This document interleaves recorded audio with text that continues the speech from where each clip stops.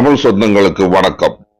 இயற்கை நமக்கு கொடுத்துள்ள மனித பயன்பாட்டிற்கான மூலிகைகளை பற்றியும் அவைகளோட மருத்துவ தன்மைகளை பற்றியும் மூலிகை மர்மம் அப்படின்ற தலையங்கத்துல நம்ம வைத்திய திறவுகோல் சேனல்ல பார்த்துட்டு வந்துட்டு இருக்கிறோம். நான் எப்பவுமே சொல்றது போல நம்ம காலுக்கு கீழே கிடக்கிற களச்செடிங்க கூட நம்ம தேவைக்கு பயன்படுற மருத்துவ குணம் கொண்ட முக்கியமான மூலிகைகள் தான்.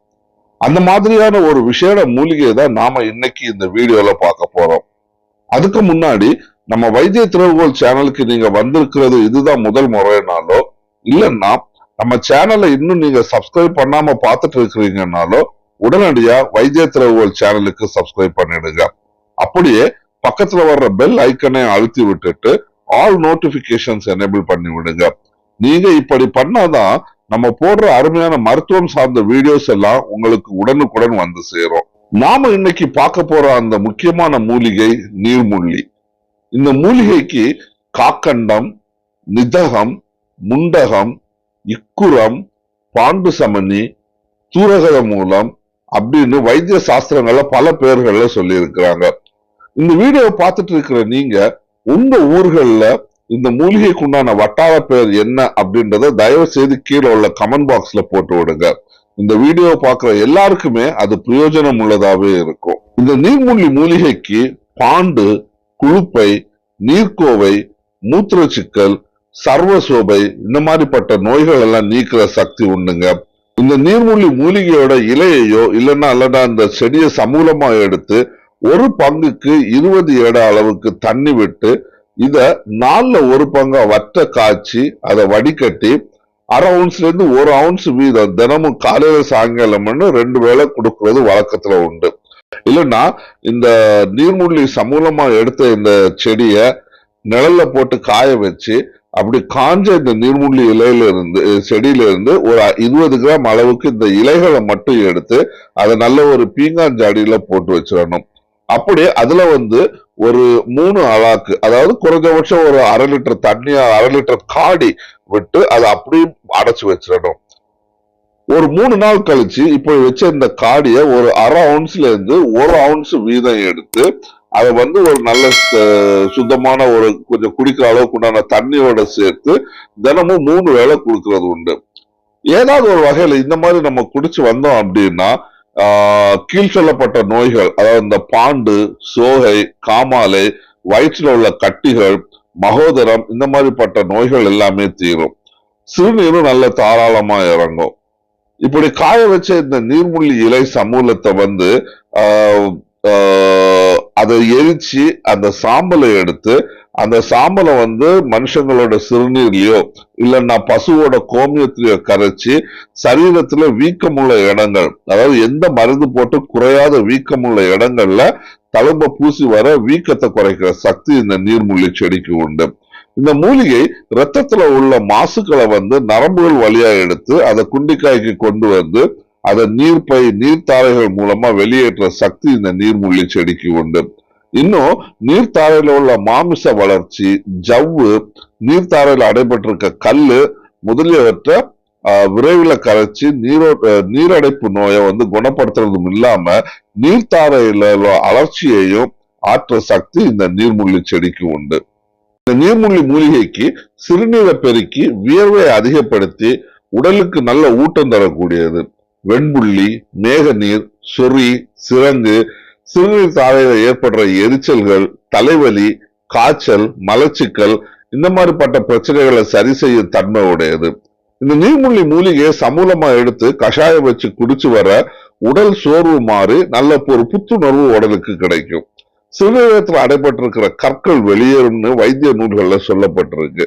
இந்த நீர்முள்ளி இலைகளை மட்டும் கஷாயம் வச்சு குடிச்சு வந்தோம்னா வாயுக்களின் சீற்றத்தினால ஏற்படுற செரிமான கோளாறுகளால ஏற்படக்கூடிய வயிற்று புண்கள் முழுவதுமா குணமடையும்.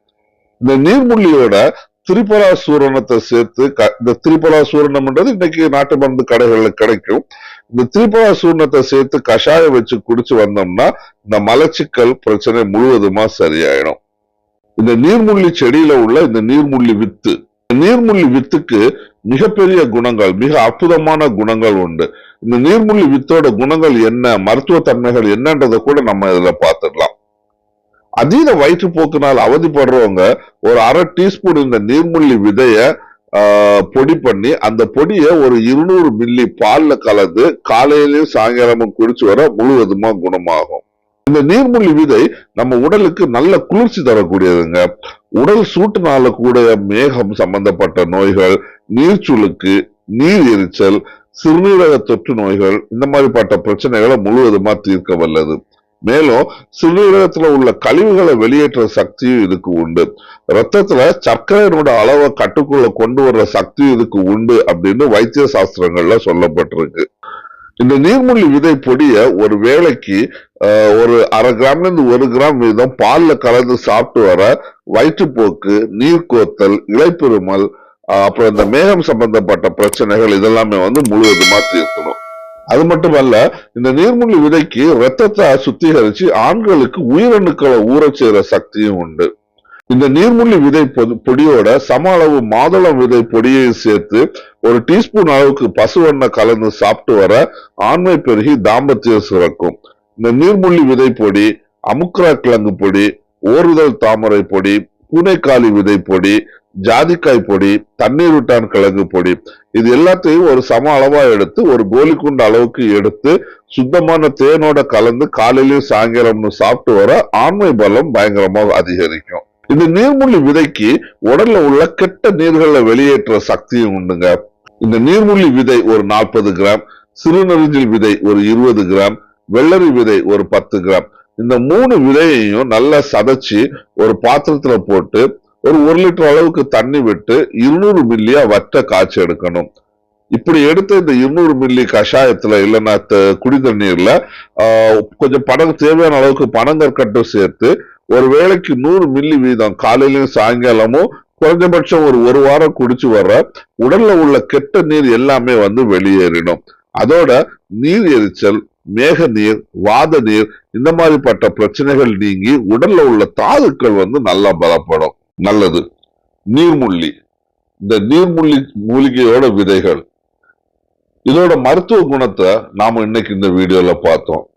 மிகவும் அற்புத குணம் கொண்ட இந்த நீர்முள்ளி விதை இது உங்களுக்கு கிடைக்கப்பட்டுச்சுன்னா தயவு செய்து அதை எடுத்து பயன்படுத்திக்கங்க. இது மட்டுமல்ல, இந்த நீர்முள்ளி விதையை வச்சு வேறையும் பல சாதனங்கள் பண்றது உண்டு. அதாவது இந்த நீர்முள்ளி விதை பால், நாம இந்த வீடியோல இன்னைக்கு பார்த்த இந்த நீர்முள்ளி விதையோட மருத்துவ குணங்கள் மட்டுமில்லாம இந்த நீர்முள்ளிக்கு இன்னும் அதீத விசேஷமான குணங்கள் உண்டுங்க.